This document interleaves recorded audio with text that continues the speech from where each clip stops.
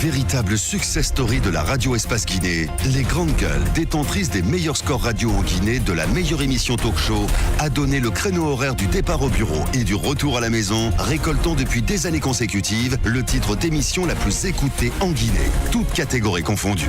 Un grand total de plus de 5 millions d'auditeurs ont été fidèles au talk show Les GG, diffusé jour après jour sur toutes les stations du réseau Adafo Média de 9h à 10h30, un exploit qui restera longtemps dans les annales de la bande FM en Guinée. Vous le voyez à l'écran, notre second invité qui s'est installé dans ce studio, Dr Maurice Sanda Kouyaté, directeur et exécutif du comité interafricain sur les pratiques traditionnelles ayant effet sur la santé des femmes et des enfants. Les violences faites aux femmes et aux enfants persistent en Guinée et dans le monde.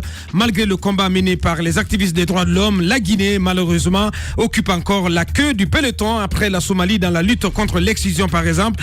Comment faire évoluer les mentalités sur ce sujet? On pose la question dans un instant. Notre invité, Dr Maurice Sanda Kouyaté, qui nous a rejoint dans cette émission. Avant de lui donner la parole en une minute, quelques réactions de nos auditeurs, parce que c'est important, et ils sont très nombreux à nous écrire ce matin. Bonjour Abouakar, je voudrais ce matin, à travers les Grandes Gueules, interpeller l'UFDG de rendre à César ce qui appartient à César. Je voudrais dire que Baouri est l'homme providentiel pour diriger l'UFDG. Selou est presque orphelin aujourd'hui par ses propres carences politique. C'est Lamine Philo Kaba, un RPGiste convaincu, qui nous envoie ce message. Alpha Moussa Makadiabi aussi qui s'invite dans le jeu. Bonjour Abouakar à toute l'équipe. Arrêtez d'accuser les politiques. Si ce pays s'enflamme, c'est l'effet d'une bonne partie de la presse guinéenne. Eh bien, il s'en prend à la presse, Alpha Moussa Makadiabi. Ces journalistes alimentaires qui inondent les radios et les sites internet, qui n'hésitent plus à afficher leurs préférences sur les partis politiques ou les candidats, et qui n'hésitent plus à s'afficher derrière une ethnie contre une autre, sont les plus dangereux pour la vie de ce pays. Mais le moment viendra, nous allons démasquer tout un chacun. Alpha Moussa Makadiabi, donc, qui nous envoie ce message. Une grande émission, bien, on a compris, c'est un message personnel venant de la Voix de l'Afrique. Kaba de GPT qui dit il a reçu l'argent, il jure, et il veut faire allusion, bien entendu, à Abdoulaye Kourouma. Baldi Abdourahmane, ce jeune activiste aussi de la société civile, on va terminer là-dessus. Bonjour les GG, les hommes les plus haineux sont en Guinée. Hitler est là, ne parlez même pas de justice car les assassins sont les financiers du système. Nous devons libérer notre pays de ses fureurs. Baldi Abdourahmane, le président du Parlement des jeunes de Guinée, qui nous écrit ce matin. Oui, Tamba. Deux choses en une seconde. Premièrement, c'est dommage que des partis politiques comme l'UFDG, parce que le RPG Arc-en-Ciel, on sait que c'est par habitude ce qu'ils font. Mais l'UFDG, moi je fonde mes espoirs sur des partis comme ça, des partis d'opposition forts qui peuvent assurer l'alternance comme l'UFDG. Et ils n'auraient pas dû verser, tel que nous l'avons appris comme en Zérékoré ou ailleurs, dans cet achat de conseillers. Ça, c'est bien dommage. Gekedou, il semble que chez nous, là-bas, on a un autre code électoral à nous, où on peut remplacer des conseillers qui ne sont pas élus. Et dernièrement, je veux terminer pour dire, Jean-Marc Teliano, il faut se saisir de lui. Comment il peut venir torpiller le code électoral, les lois de la République, et on le laisse faire de cette façon-là? Il est devenu très fort, parce qu'on a appris qu'il a débarqué à Guégoud avec des véhicules Hilux. C'est ce qu'on a appris. C'est ce qu'on a appris, mais Aboubacar, il est devenu fort. On doit se saisir de ce genre de personnes qui perturbent. Autrement, il va marcher sur toi. C'est un perturbateur. Il faut se saisir. N'écoute pas ça. Il faut se saisir des perturbateurs comme Jean-Marc Teliano et leur demander de rendre des comptes au peuple de Guinée. Ce n'est pas normal. Une seconde, il va marcher sur qui? Mais ce sont des perturbateurs. Ce sont des perturbateurs politiques. Après avoir créé toute la pagaille au sein de l'Assemblée nationale, du coup, il s'en va créer la pagaille. Regardez une tablette qui a disparu à l'Assemblée. Il s'en va imposer une élection par procuration du côté de Gekedou. Mais Tamba a bien raison, on a l'impression que Gekedou, c'est une autre république. On va revenir là-dessus. Dirigée par Jean-Marc Teliano. Pour moi, quand tu dis qu'il va marcher sur qui, il va marcher sur lui-même, parce que ce sont des perturbateurs politiques. Bien, merci. Notre invité à présent, Dr Maurice Sanda Kouyaté, bonjour. Bonjour. Le plaisir de vous retrouver. Et on vous suit à l'international au niveau de l'Union africaine. Vous battez beaucoup pour la cause des femmes et des enfants. Quel est l'état des lieux aujourd'hui en ce qui concerne les droits de ces deux couches vulnérables?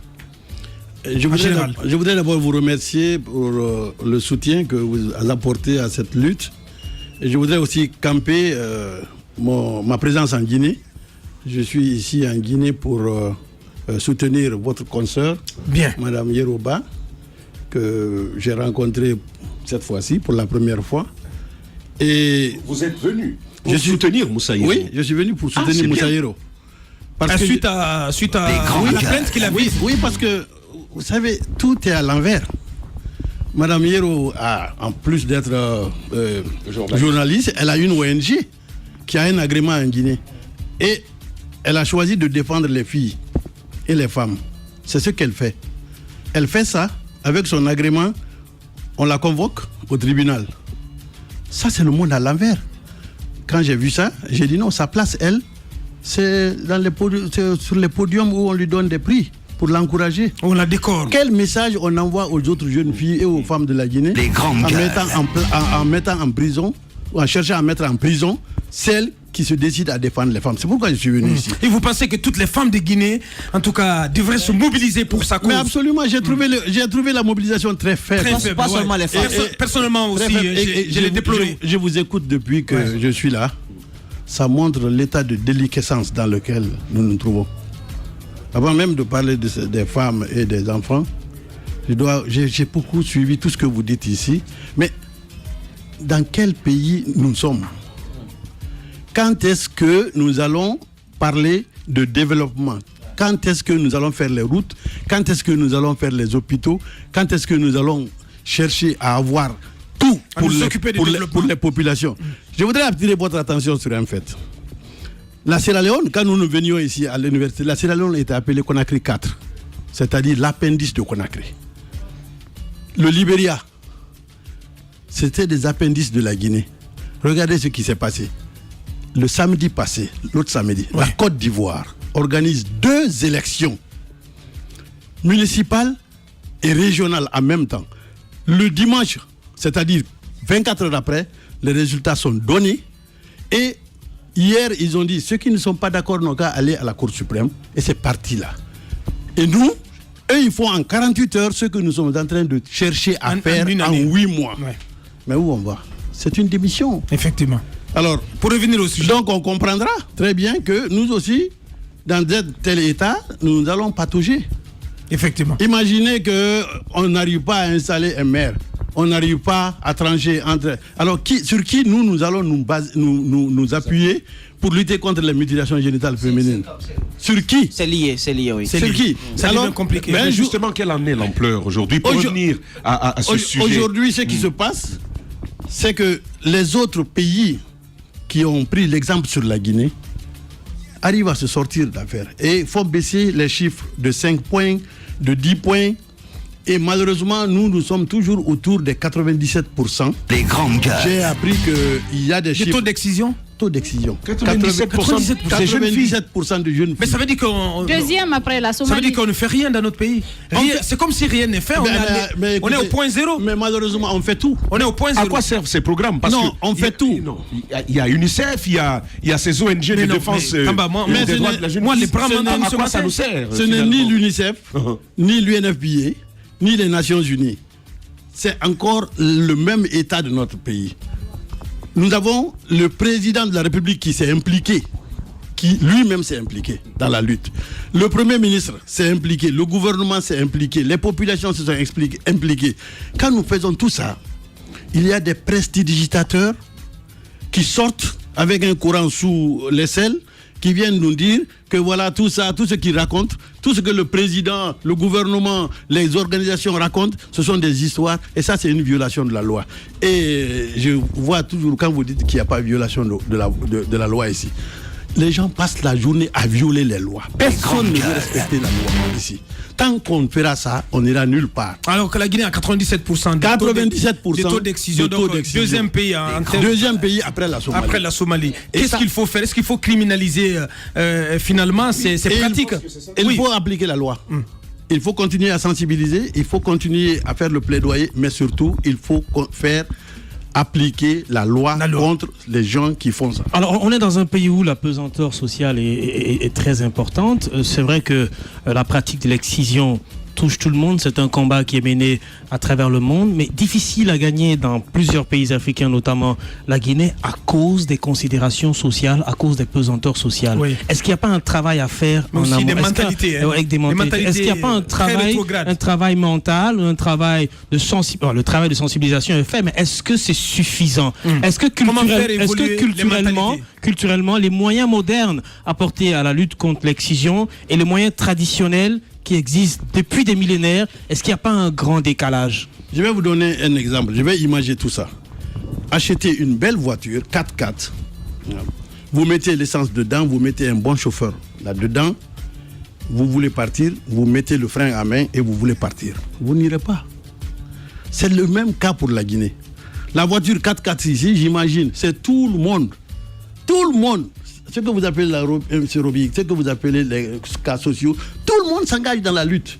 Mais le frein à main, c'est encore quelques prestidigitateurs, quelques faux marabouts, et qui d'ailleurs s'impliquent, mais j'ai vu qu'ils ne s'impliquent même pas seulement que des mutilations. Ça renvoie à la question des mentalités. Parce que beaucoup de Guinéens continuent encore à croire à ces prestidigitateurs. Et ces gens-là qui violent la loi.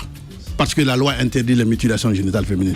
Ils devraient être interpellés au moins. Est-ce que le religieux aussi n'a pas son pesant sur tout ça? C'est un pan important de la lutte contre cette excision. Beaucoup estiment que c'est un héritage de l'islam. Vous avez été à la Mecque pour faire des recherches. Qu'en est-il réellement? Ça n'a rien à... L'autre question aussi pour compléter, c'est quand une fille n'est pas excisée, c'est quoi les conséquences? Rien.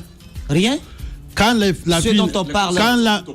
vie n'est pas excisée, il n'y a rien de négatif. Il n'y a rien de négatif. Ce qui nous est servi à longueur de journée, c'est que... Les conséquences, c'est qu'elles restent intègres. Elles vont faire le trottoir, elles vont aimer... elles vont te porter sur le sexe. Voilà, elles vont te porter sur le sexe. Voilà, mais moi, ce que je veux dire, pourquoi il y a 97% de filles excisées et il y a des filles encore dans la rue? Donc ce n'est pas l'excision qui peut maîtriser. Sinon, on devrait avoir 3% de filles dans la rue seulement. Parce que 97% devraient être là. Maîtrisées par l'excision. Ça n'a rien à voir, les deux. Voilà. Alors, autre question. L'islam, les gens se servent de l'islam pour faire tout à la fois. Même dans les élections, on parle de l'islam. Mais on accuse l'islam. Ce qui est dangereux, c'est que ce que je vois, beaucoup de gens qui se réclament ici être érudits, et on en a de très bons, de très très bons. Mais il y a des magiciens ici qui iront dans l'enfer parce qu'ils sont en train de prendre le Coran, de s'en servir pour faire de la politique politicienne, pour chercher de l'argent, pour torturer les femmes, pour torturer les filles. Ces gens-là iront dans l'enfer. Alors, à cause du temps.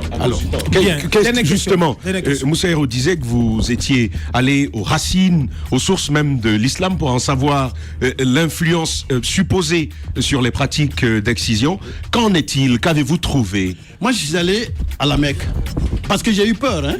On m'a tellement insulté ici, il y a eu tellement de levées de boucliers contre nous, contre Dr Guilo et moi, que j'ai décidé d'aller à la Mecque moi-même.